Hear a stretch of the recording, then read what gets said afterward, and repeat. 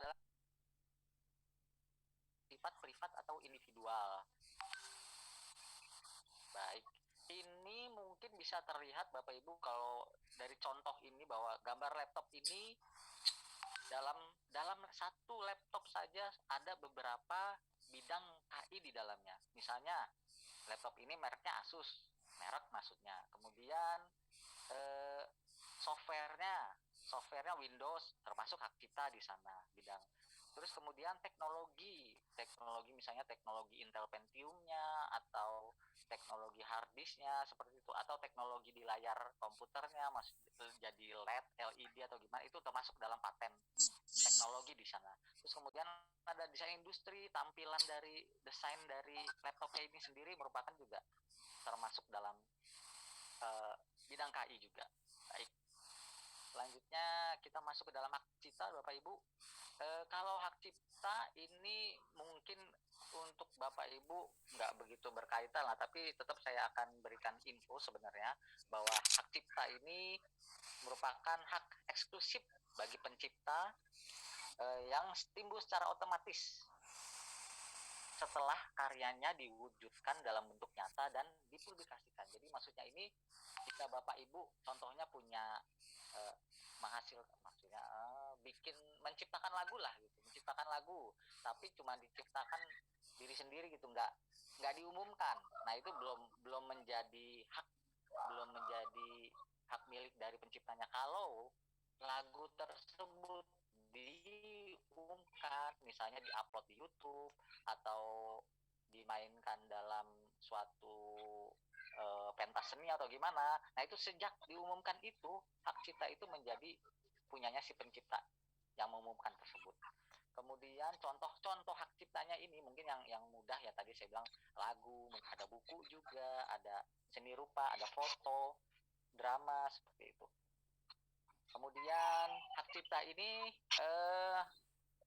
dia ada hak moral dan hak ekonomi di sana. Kalau hak moral itu seperti kalau dalam penciptaan lagu itu, jadi lagu Begadang ciptaan Haji Roma Irama seperti itu. Jadi misalnya lagu Begadang ini Bang Haji Roma Irama menjual kepada misalnya kepada Elvis Sukaisi lah, mungkin lagu Begadang ini dijual, walaupun haknya berpindah, hak ekonominya yang nanti yang berpindah, tapi tetap hak moral, tetap pencipta lagunya, tetap Bang Haji Roma Irama, walaupun lagunya sudah dijual seperti itulah, sudah dialihkan, cuman hak moral ini tetap melekat kepada penciptanya.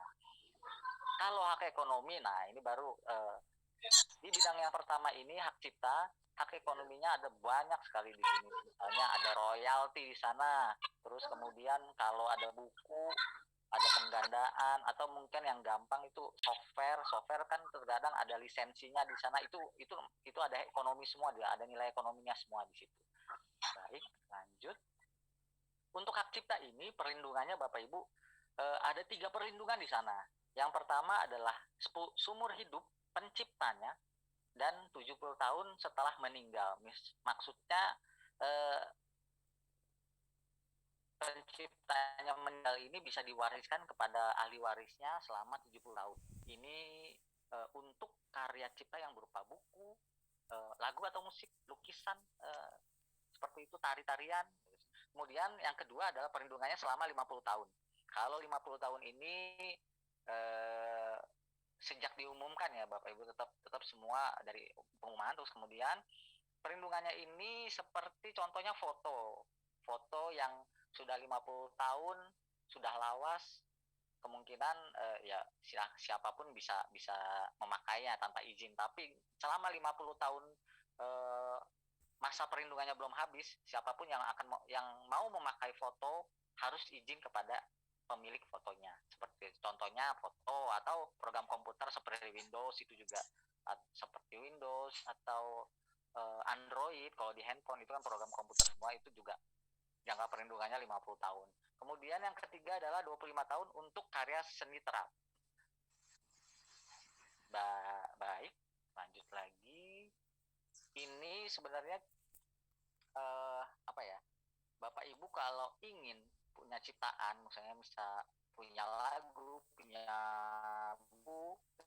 ciptaan tersebut ingin didaftarkan sebagai pencatatan ciptaan, Bapak Ibu bisa ini apa namanya, alamat websitenya hakcipta.dgip.go.id. Di sini Bapak Ibu bisa registrasi dulu, mendaftar secara online, kemudian terus ada langkah-langkahnya lah seperti itu. Baik, ini prosedurnya Bapak Ibu mungkin apa ya, kurang kelihatan ya, coba saya ini dulu. Oke, sama juga tetap kecil. Oke, ini sebenarnya nggak saya jelaskan, ini mudah sih, Bapak tinggal Bapak Ibu bisa baca sendiri kalau ingin daftar Hakcipta. Kalaupun masih bingung di prosedur ini, nanti saya berikan ada apa namanya, ada konsultasi lah di kantor kami. Kita punya contact center yang bisa menanyakan perihal ini. Lanjut lagi. Ini sebenarnya izin Bapak Ibu. Jadi misalnya Bapak Ibu punya usaha seperti apa ya, seperti usaha sablon baju lah, seperti usaha sablon baju itu kan terkadang pakai gambar-gambar, misalnya gambar kalau gambar baju, gambar artis lah, gambar Ariel Noah lah gitu kan. Misalnya mau Bapak Ibu bisnis baju, tapi di situ bajunya desainnya gambar Ariel Noah. Nah, biar aman gitu kan, Bapak Ibu memang mesti izin dulu karena memakai fotonya Ariel Noah di sana seperti itu. Jadi sebelum menggunakan karya orang lain, foto Ariel itu sebelum digunakan izin dulu biar ke depannya nggak melanggar hak cipta lah, seperti itu. Ini contoh-contohnya seperti itu. Baik. Merek. Oke, nah ini yang akan sangat berkaitan dengan Bapak Ibu, mungkin akan saya lebih banyak saya bicarakan di sini. Merek, apa sih merek gitu ya Bapak Ibu? Mungkin ya Bapak Ibu sebenarnya sih udah tahu ya apa sih merek ya, pasti usaha Bapak Ibu pastilah ada mereknya, karena kalau nggak ada mereknya bingung untuk promosi bagaimana, seperti itu. Merek itu tanda Bapak Ibu, tanda untuk membedakan suatu produk. Produk ini bisa berupa barang atau jasa. Barang, maksudnya barang, kalau jasa itu seperti jasa perhotelan, jasa restoran, seperti itu contohnya. Dan merek ini bisa berupa kata-kata seperti tulisan Nike lah, Nike, terus kemudian logo Nike kan ada yang conteng seperti conteng itu cek seperti itu. Kemudian suara, kalau merek suara itu contohnya seperti ini Bapak Ibu. Tenenet, tenenet, tenenet. Mungkin Bapak Ibu sudah akrab ya dengan yang tadi itu merek suara, itu suara dari Walls, es krim Walls seperti itu. Kemudian ada bentuk 3 dimensi juga, ini merek dalam model bentuk 3 dimensi ada, atau hologram seperti itu. Merek itu harus didaftarkan Bapak Ibu. Sistem perlindungannya, apabila Bapak Ibu punya usaha, punya merek, ingin dilindungi oleh negara biar aman, nggak dipakai orang lain, hanya milik Ibu saja, dan Ibu juga, Bapak Ibu juga pasti merek itu akan Bapak Ibu kembangkan, branding image-nya akan dikembangkan lah, seperti itu. Itu Bapak Ibu untuk perlindungan hukumnya harus mendaftarkan, harus didaftar. Sejak didaftar, maka merek tersebut akan dilindungi secara hukum. Nah, untuk pendaftaran ini ya satu lagi, balik lagi saya bilang dari awal bahwa kami Direktorat Jenderal Kekayaan Intelektual Kementerian Hukum dan HAM, kantor kami yang mengurusi pendaftaran merek ini, seperti itu Bapak. Jadi memang daftarnya pasti di kantor kami. Nanti saya jelaskan tata cara pendaftarannya sedikit seperti itu. Merek ini sejak didaftar di kantor kami sampai perlindungannya habis itu kira-kira 10 tahun. Merek yang sudah didaftar sampai habis, kami negara Indonesia akan memberikan perlindungan selama 10 tahun, kemudian dapat diperpanjang lagi selama 10 tahun lagi, diperpanjang lagi 10 tahun lagi, terus menerus. Jadi perlindungannya 10 tahun, bisa diperpanjang, tambah lagi 10 tahun, tambah lagi 10 tahun, seperti itu. Semua merek seperti itu Bapak Ibu, baik itu yang merek-merek terkenal seperti mungkin Coca-Cola, itu mereka juga ada daftar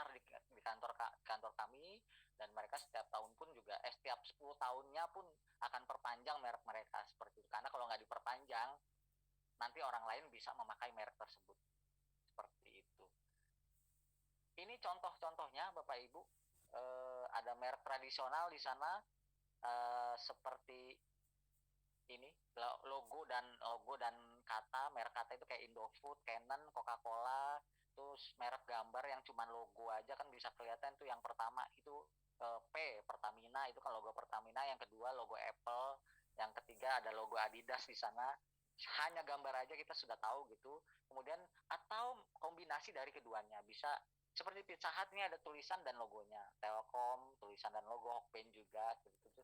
Kemudian selain merek tradisional ada juga merek non tradisional. Non tradisional ini seperti 3 dimensi, kayak Toblerone ini contohnya terlihat 3 dimensi. Terus hologram ini PT Pegadaian juga sama, mereka juga mendaftarkan merek hologram. Dan kemudian ada merek suara, ini Mami Poco. Saya nggak tahu, saya nggak bisa nyanyiin kalau yang merek suara Mami Poco ini. Baik, itu contohnya. Ini lebih ke Bapak Ibu bagaimana mendaftarkan merek seperti ini prosedurnya apa gimana, bukan prosedur ya, syarat dan tata cara pendaftaran merek. Karena balik lagi saya bilang, merek harus didaftar untuk dilindungi secara hukum. Kalau nggak didaftar ya bagaimana perlindungannya, karena sistem perlindungannya memang seperti itu, harus didaftar dulu untuk dilindungi selama 10 tahun dan diperpanjang lagi 10 tahun lagi.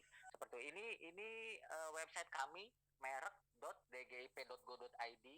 Bapak Ibu kalau pengen lihat tutorial videonya, ini di sini ada barcode, bisa sekarang pun Bapak buka aja handphonenya, kameranya, terus buka kamera, terus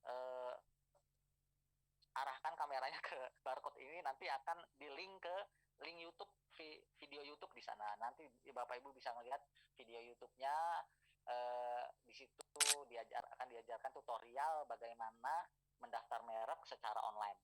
Seperti itu. Kalau yang di kanan ini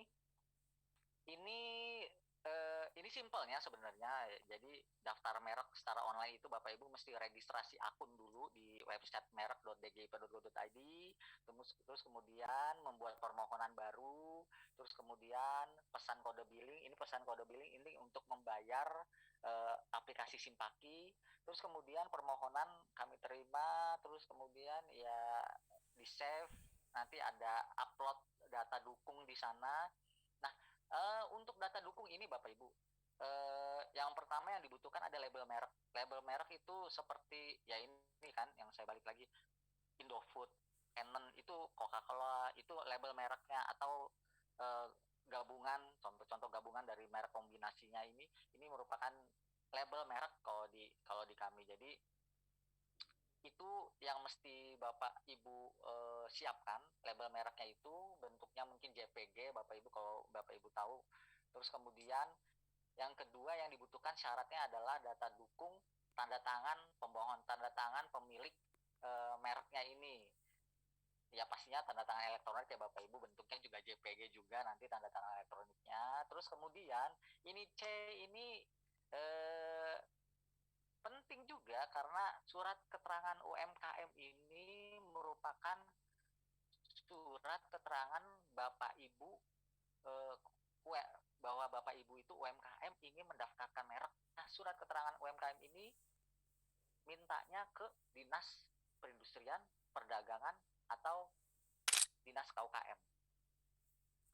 Fungsinya apa surat keterangan ini? Sebenarnya surat keterangan UMKM ini nggak perlu, nggak apa-apa. Tapi karena Bapak Ibu UMKM di sini, fungsi dari surat keterangan ini adalah agar Bapak Ibu diberikan keringanan biaya.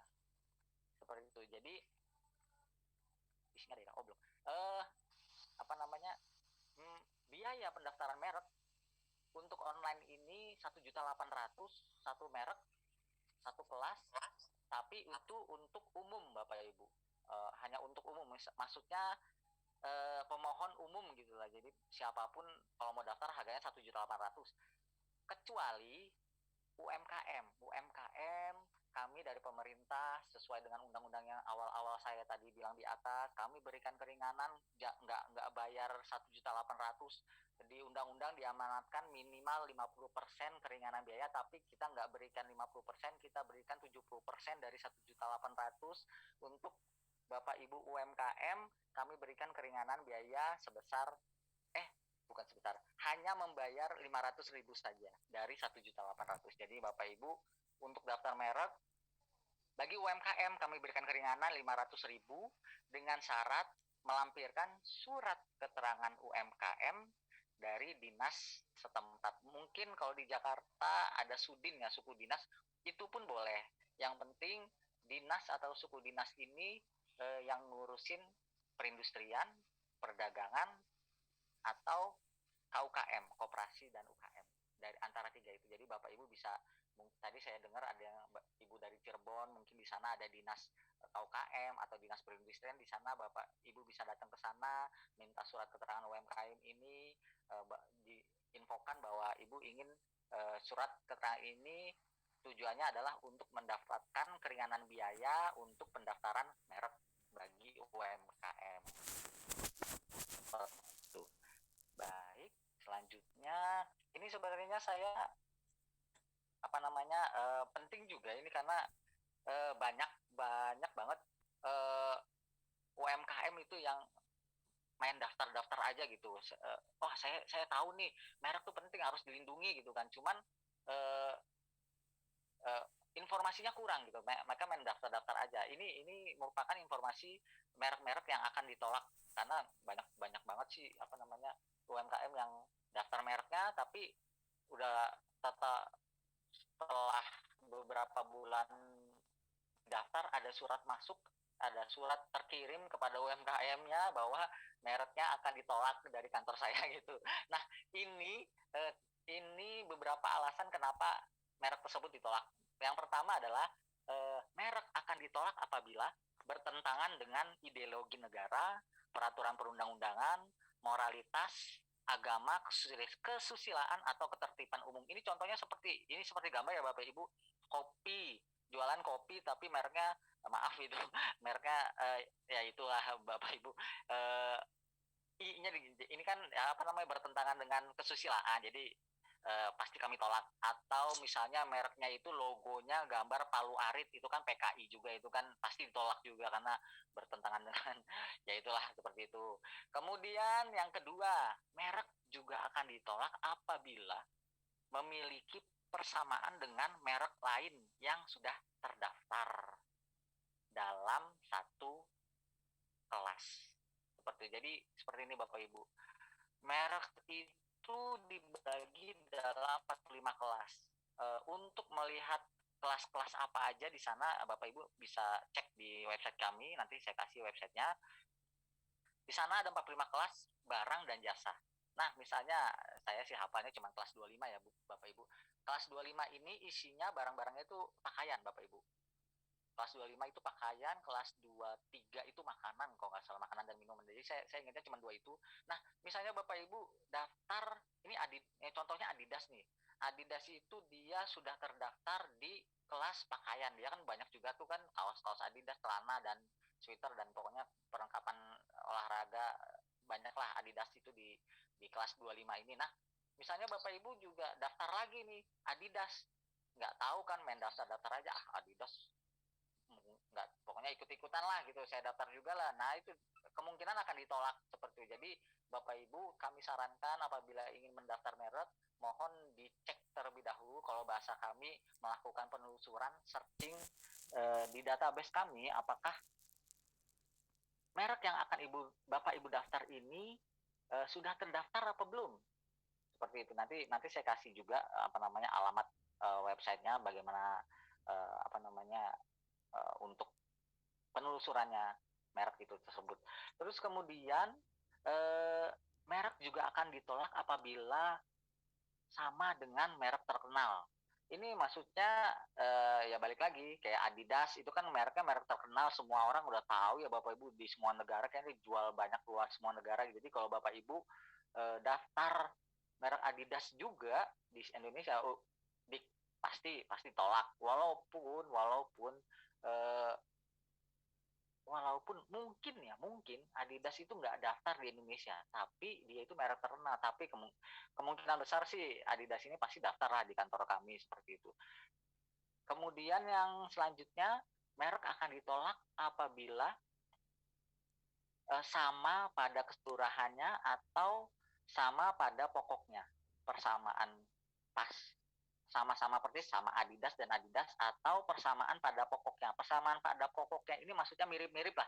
Nah, ini contohnya Adidas dengan Adibas. Ya ini kan ya mirip ya Bapak Ibu, cuman D-nya diganti B seperti itu, atau mungkin McDonald terus ada lagi yang daftar McDonald, W-nya dibalik, ini kan juga sama juga kan, ini kan namanya kalau bahasa undang-undangnya persamaan pada pokoknya gitu, maksudnya mirip-mirip lah. Ini kami juga sarankan Bapak Ibu jangan juga daftar seperti ini, karena kantor kami juga akan menolak juga nanti pendaftarannya. Terus kemudian merek juga akan ditolak apabila ada persamaan fonetik di sana. Maksudnya contohnya seperti ini. Ini contohnya ada Saiba Ibu, SAYBA. Itu yang udah terdaftar. Terus kemudian ada lagi merek yang baru mau daftar, Saiba juga, cuma Y-nya diganti I. Itu kan persamaan fonetik ya, dan juga itu bisa ngomong apa namanya fonetik lah, diomonginya sama tuh. Ada juga contoh lagi Imbus. Udah tahu ya Bapak Ibu kan obat Imbus ya, pakai O di sana. Terus ada juga yang daftar lagi pakai U di sana. Jadi ya cuman permainan huruf-huruf inilah. Jadi pastinya juga akan kami tolak di kantor. Kemudian ada lagi, ini juga sama, salah satu contoh juga Cantika, yang terdaftar itu Cantika pakai K Bapak Ibu. Nah K-nya ini diganti C, Cantica, Pak. Itu kan walaupun pakai C gitu kan, bacanya tetap aja Cantika juga seperti itu. Jadi ini juga termasuk dalam persamaan fonetik, akan kami tolak juga kalau ada yang masuk mereknya. Kemudian contoh lagi ada Novaloy, V diganti F, sama juga Novaloy, sama juga bacanya, kita bacanya kan juga sama gitu. Jadi pasti akan kami tolak juga seperti ini. Kemudian ada lagi persamaan fonetik seperti Sayang, merek yang terdaftar Sayang, tapi A-nya gitu ganti dengan angka 4. Ini sama juga akan kami ganti juga, karena 4 dan A ini ada persamaan fonetik di sana. Dan contoh yang terakhir fonetik ini ada My Love, E-nya terakhir My Love itu diganti 3. Walaupun diganti 3, tetap aja kan kita bacanya My Love juga. Jadi termasuk persamaan fonetik di sana. Jadi kantor kami pun akan menolak juga seperti itu kalau ada pendaftaran. Kemudian yang ketiga adalah merek akan kami tolak apabila hanya menyebutkan jenis barang atau jasa. Hanya ya Bu, yang maksudnya contohnya ini Bapak Ibu jualan jus, tapi mereknya jus. Itu akan kami tolak karena mereknya itu menyebutkan jenis barangnya kan Bapak Ibu. Misalnya Bapak Ibu kopi, tapi mereknya kopi, udah kopi doang, nggak ada tambahannya, itu akan kami tolak juga karena hanya menyebutkan, kecuali Bapak Ibu tambahin misalnya nama saya Yobi, mereknya jus Yobi, nah itu bisa juga boleh, atau jus mungkin ngikut-ngikut apa gitu, justifikasi apa gimana seperti itu ya, itu baru akan kami berikan pendaftarannya seperti itu. Tapi kalau hanya menyebutkan jenis barangnya, itu akan kami tolak seperti itu. Terus yang kemudian merek akan ditolak apabila berkaitan dengan sifat barangnya atau jasanya. Misalnya Bapak Ibu jualan gula di sana, tapi mereknya manis. Itu juga pasti akan kami tolak gitu kan. Kecuali misalnya contoh nih, jualan gula ini mereknya manis manja. Itu kemungkinan akan kita terima, ada, karena nggak hanya menyebutkan sifatnya, tapi ada kata lain di sana, manis manja, walaupun ya lebay juga sih masa jualan mereknya manis manja, tapi ya kalau contoh seperti itu kami berikan seperti itu, kecuali kalau cuma manis aja baru nggak kami berikan. Baik, selanjutnya juga merek juga akan kami tolak apabila merupakan nama atau lambang umum. Kayak ini contohnya recycle, ini kan lambang umum ya Bapak Ibu, ini kan untuk sampah seperti itu. Atau contoh lain adalah lambang stop yang seperti di jalan dilarang berhenti, S dilarang berhenti, itu juga lambang umum juga. Kalau Bapak Ibu daftar itu juga akan kami tolak juga. Yang keenam, merek akan ditolak apabila memuat keterangan yang tidak sesuai dengan kualitas, manfaat, atau khasiat dari barang atau jasa tersebut. Contohnya, merek kalem, barang yang dijual obat kuat, kan nggak itu kan nggak sesuai dengan barangnya ya. Jadi dia jualan obat kuat tapi mereknya kalem, itu gimana gitu. Ya, itu kemungkinan juga akan kami tolak juga seperti itu. Terus kemudian yang ketujuh, merek juga akan kami tolak apabila menyesatkan masyarakat tentang asal, tentang kualitas, tentang ukuran atau tujuannya. Contohnya ini, dia jualan ini kayaknya mungkin jualan sarung lah atau apa, mereknya Nusantara tapi made in Tiongkok, udah jelas gitu kan, mereknya aja Nusantara gitu kan, masa made in Tiongkok, nggak mungkin gitu. Jadi kemungkinan seperti ini akan kami tolak juga seperti itu. Terus yang kedelapan ini, merek kalau sama dengan indikasi geografis yang terdaftar itu akan kami tolak juga. Contohnya Kopi Gayo, indikasi geografis ini nanti di bawah slide selanjutnya akan saya jelaskan bahwa indikasi geografis itu merupakan suatu produk, barang atau barang yang khas daerah tertentu, mempunyai karakteristik di daerah tertentu, dia punya karakter sendiri, tapi hanya di daerah tersebut gitu. Kayak Kopi Gayo ini hanya terdapat di Desa Gayo. Contoh lagi lada putih Muntok, lada putih tapi dia khas dari asal Muntok itu di daerah Bangka Belitung, seperti itu contohnya. Terus dari 8 alasan tadi gitu, kenapa merek kita tolak, kami memberikan saran kepada Bapak Ibu, dihindari yang ke-8 tadi. Jangan ke-8 itu, karena pasti akan kami tolak. Kasihan Bapak Ibu nanti kalau ditolak pusing nyari merek lagi.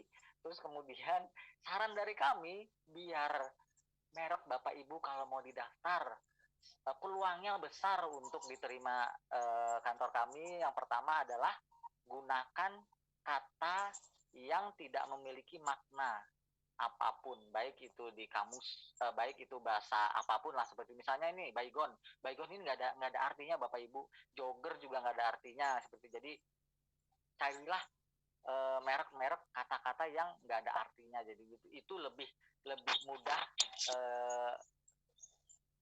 lebih mudah kemungkinan akan diterima oleh kantor kami, seperti itu. Yang kedua, gunakan kata yang tidak memiliki maksudnya nggak ada kaitannya dengan produk tersebut. Contohnya seperti ini, Garuda Food mereknya, tapi dia jualan makanan. Dia jualan makanan tapi mereknya Garuda, itu nggak ada kaitannya gitu. Makanan dan Garuda nggak ada kaitannya. Terus kemudian ada kecap Bango, dia jualan kecap tapi mereknya Bango, itu juga nggak ada kaitannya, seperti itu. Contohnya seperti itulah. Atau kayak minyak angin cap badak, seperti itu kan, dia jualannya minyak angin tapi mereknya cap badak, padahal nggak ada urusan kan badak sama minyak angin, seperti itulah. Contoh seperti itu yang akan memperbesar peluang Bapak Ibu mereknya diterima oleh kami agar dilindungi oleh negara selama 10 tahun dan bisa diperpanjang lagi 10 tahun lagi, 10 tahun lagi, 10 tahun lagi. Ini yang ke bawah lagi, tips ini sebenarnya yang saya bilang tadi, sebelum Bapak Ibu mendaftarkan merek di kantor kami, Bapak Ibu mohon menelusuri terlebih dahulu lah, ngecek, searching dulu merek-merek yang terdaftar. Nah, ini cara ini alamatnya pdki-indonesia.dgip.go.id. Ini mungkin Bapak Ibu bisa searching di sana gampang, lewat handphone pun sekarang pun bisa nih untuk ngecek ini. Kalau Bapak Ibu ingin tahu merek-merek apa, bisa buka alamatnya, terus nanti ketik misalnya Bapak Ibu mau apa namanya, daftar merek Baygon gitu kan, dicek aja di situ, ya kemungkinan sih keluar kalau Baygonnya. Jangan juga, pokoknya merek Bapak Ibu yang ingin Bapak Ibu daftarkan bisa cek di situ. Kalau nggak keluar aman berarti. Tapi kalau keluar di sana misalnya ada merek yang terdaftar, sudah daftar duluan beberapa bulan, berapa tahun atau udah lama, ya saya sarankan jangan didaftar karena nanti akan ditolak oleh kantor kami seperti itu. Baik, ini desain industri Bapak Ibu. Ini desain industri sebenarnya apa namanya, contohnya itu kemasan lah. Jadi desain industri itu dia bidang KI lain.